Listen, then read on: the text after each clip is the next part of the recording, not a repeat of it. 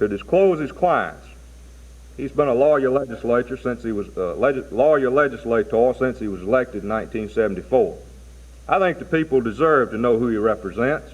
I think the people deserve to know where he gets his fees and who he's retained by.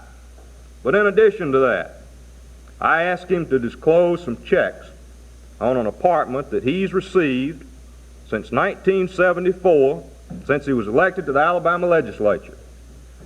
And I noticed today that he made a statement that he had paid it in lump sum after he had lived in that apartment since 1974. He paid the lump sum of $3,200 for that apartment.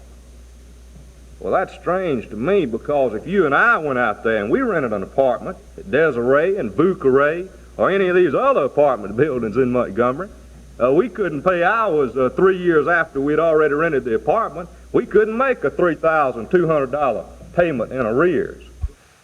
This is the fourth time that I have sought public office, and in each race I've had honorable opponents. And therefore I'm very disappointed in Bob that at the last minute, just before the election, he has resorted to these tactics, bringing out these untruths, these false statements, these innuendos. And as far as my having an apartment in Montgomery, I had an apartment. I paid for my apartment in full. I disclosed the check and full payment of that apartment.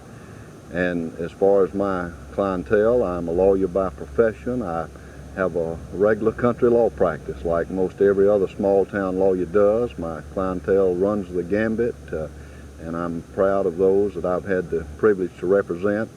So, as I say, it's just a real disappointment to me that he would suggest things such as this, which are absolutely false and totally misleading.